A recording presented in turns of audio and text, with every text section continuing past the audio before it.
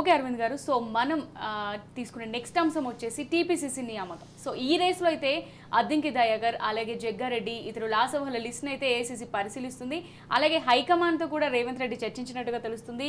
రేపు లేదా ఎల్లుండి లిస్ట్ని విడుదల చేస్తున్నట్టుగా తెలుస్తుంది. మరి దీనికి సంబంధించి చెప్పండి. టీపీసీసీ ప్రెసిడెంట్ అనేది ఇప్పుడున్న పరిస్థితిలో వచ్చే టీపీసీసీ ప్రెసిడెంట్ ఎట్లా ఉండాలి, టీపీసీసీ ప్రెసిడెంట్ ఎట్లా ఉండాలి అనే దగ్గర ఒక క్లారిటీ. టీపీసీసీ ప్రెసిడెంట్ రేవంత్ రెడ్డికి లాయల్గా ఉండాలి, రేవంత్ రెడ్డి చెప్పిన మాట వినాలి అనేటటువంటి చర్చ అయితే ఉంది. టీపీసీసీ ప్రెసిడెంట్ రేవంత్ రెడ్డి లాగా రేవంత్ రెడ్డి మించిన డైనమిక్గా ఉంటే కొంచెం అది రేవంత్ రెడ్డి కంటగింపుగా ఉంటుంది అనేటటువంటి భావం కూడా ఉంది.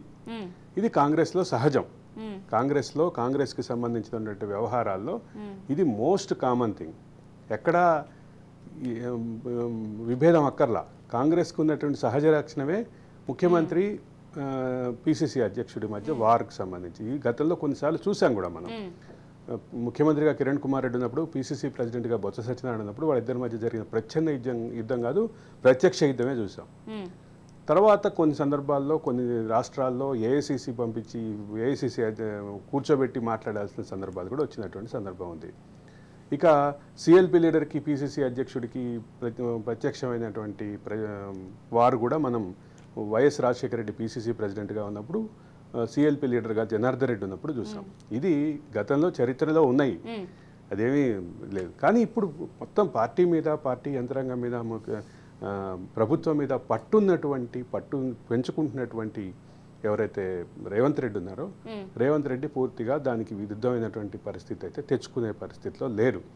కాబట్టి తన లాయల్గా ఉన్నటువంటి వ్యక్తికే పిసిసి అధ్యక్షుడు. అందుకే ఈ అద్దంకి దయాకర్ పేరు, పటేల్ రమేష్ రెడ్డి పేరు ఇవన్నీ కూడా వస్తున్నాయి.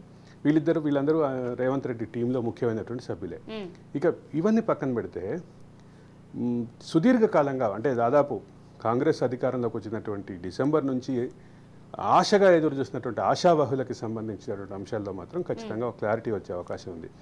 ఢిల్లీ సిడబ్ల్యూసీ సమావేశానికి వెళ్ళినటువంటి రేవంత్ రెడ్డి అంటే కొంతమంది అంటే మాటల ప్రకారం 37 మంది సభ్యుల పేర్లు తీసుకెళ్లారంటున్నారు, కొంతమంది 30 మంది అంటున్నారు. ఆ నెంబర్ విషయంలో తేడా ఉన్నప్పటికీ ఆయనతోటి కలిసి నడిచినటువంటి కొంతమందికి పదవులు అయితే ఖచ్చితంగా రాబోతున్నాయి. కార్పొరేషన్ చైర్మన్లు అయితే రాబోతున్నాయి.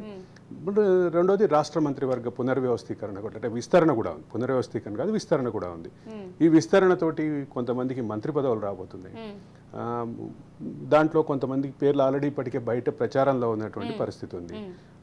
యువ ఎమ్మెల్సీగా ఉన్నటువంటి బల్మూర్ వెంకట్ కానీ, మొత్తం రంగారెడ్డి జిల్లా హైదరాబాద్ మొత్తంలో గెలిచినటువంటి ఏకైక ఎమ్మెల్యే, అంటే హైదరాబాద్ పరిసర ప్రాంతాల్లో అంటే జీహెచ్ఎంసీ పరిధిలో వచ్చేటటువంటి నియోజకవర్గాల్లో గెలిచినటువంటి మల్రెడ్డి రంగారెడ్డి కానీ, అట్లాగే అద్దంకి దయాకర్ని ఎమ్మెల్సీగా ఇచ్చి మంత్రి పదవి ఇస్తారనేటువంటి ఊహాగానం కానీ, ఇట్లా చాలా పేర్లు అయితే ప్రచారంలో ఉన్నాయి.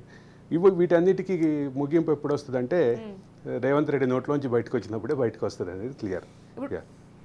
ఇప్పుడు మనం చూసినట్టయితే సీతక్క డైనమిక్ లీడర్ అని చెప్పొచ్చు కాంగ్రెస్ నుంచి. లేడీస్ కోటాలో సీతక్కకి టీపీసీసీ ప్రెసిడెంట్ పదవి ఇచ్చే అవకాశాలు ఏమైనా కనిపిస్తున్నాయంటారు?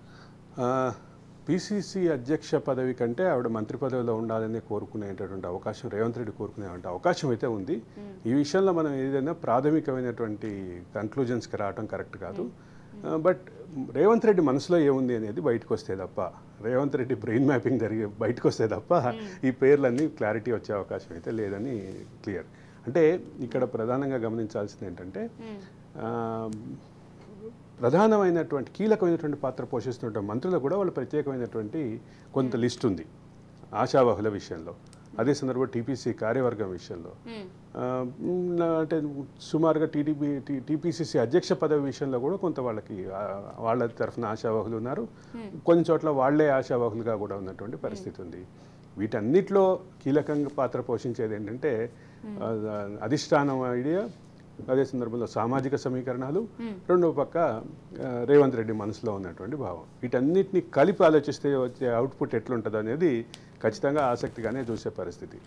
రాష్ట్ర మంత్రివర్గంలో మిగిలిన శాఖ అంటే పోస్టుల భర్తీ అయితే మాత్రం అది కూడా ఒక ప్రధాన అంశంగానే చెప్పాలి. మరి కేంద్రం అంటే చాలా మంది సీనియర్ నేతలు ఉన్నారు ఇంతకుముందు మీరు చెప్పినట్టే, మరి కేంద్రం ఎవరి వైపు ఎక్కువ మొగ్గు చూపుతుంది అనుకోవచ్చు? కేంద్ర అధిష్టానం సిడబ్ల్యూసి కానీ ముఖ్యంగా అంటే రేవంత్ రెడ్డి అభిప్రాయానికి భిన్నంగా అయితే వచ్చేటటువంటి అవకాశాలు అయితే ప్రస్తుతం ఉన్న పరిస్థితిలో లేవనే దాదాపుగా చెప్పాలి. కానీ అదే చెప్తున్నా, రేవంత్ రెడ్డి మనసులో ఏముంది, అధిష్టానం మనసులో ఏముంది, రెండు మ్యాచ్ అయ్యి ఏం అవుట్పుట్ వస్తుంది అనేది లిస్టు కోసం ఎదురు చూస్తున్నట్టు ఆశావాహులంతా గాంధీభవన్లో ఎదురు చూస్తూనే ఉన్నారు. ఒక విషయం చెప్పాలి క్లియర్గా, సామాజిక సమీకరణాలు ఆధారంగానే చేసే పరిస్థితి అయితే ఖచ్చితంగా ఉందని చెప్పక తప్పదు. కొంతమంది అధికారంలోకి వచ్చిన తర్వాత కాంగ్రెస్లోకి వచ్చిన వాళ్ళు కూడా పదవుల కమిట్మెంట్ తోటి ఇచ్చారు. వాళ్ళకు కూడా న్యాయం చేయాలనేటటువంటి డిమాండ్ ఉంది. వాళ్ళ నుంచి డిమాండ్స్ ఉంటాయి, ఆశావాహులు ఉన్నారు.